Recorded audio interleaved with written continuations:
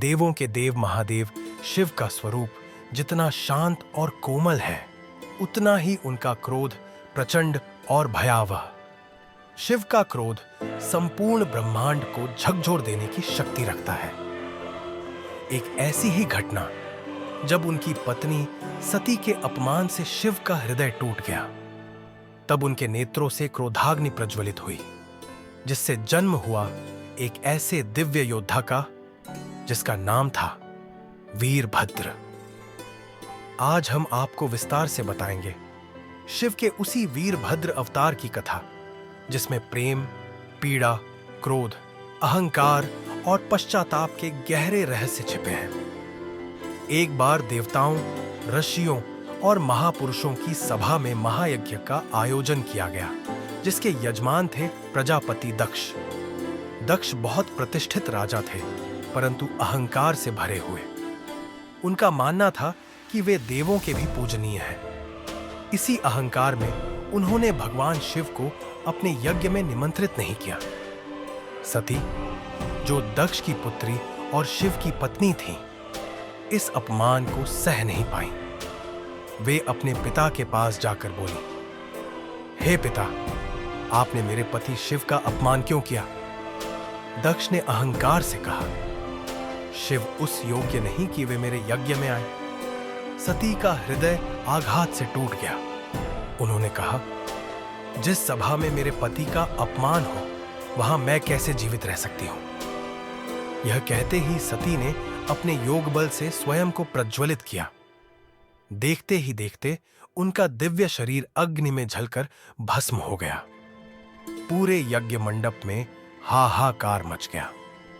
सती के आत्मदाह की सूचना जब कैलाश पर्वत पर शिव तक पहुंची, तब भगवान शिव ध्यान में बैठे थे।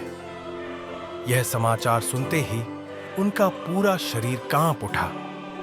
उनके नेत्र क्रोध से रक्तवर्ण हो गए।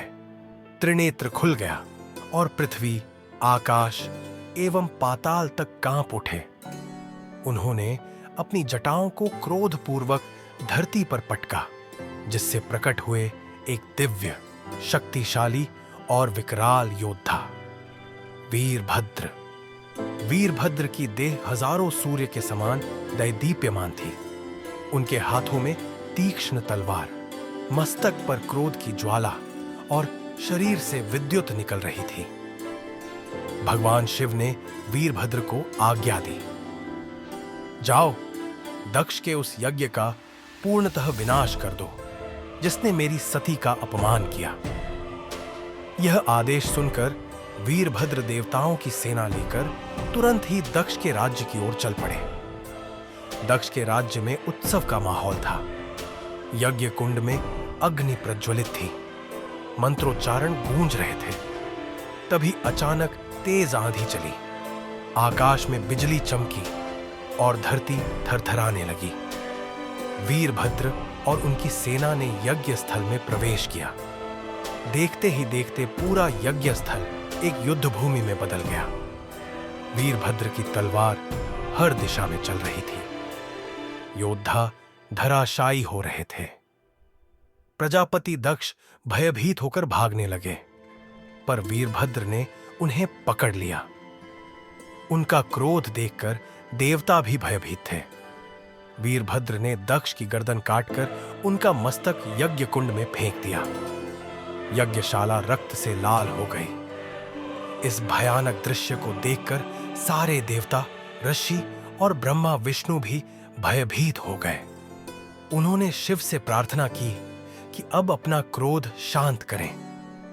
वीरभद्र के क्रोध और यज्ञ के विध्वंस के बाद शिव स्वयं उस स्थान पर पहुंचे। वहां सती के भस्म अवशेष देखकर उनका क्रोध दुहख में परिवर्तित हो गया। वे गहरे शोक में डूब गए।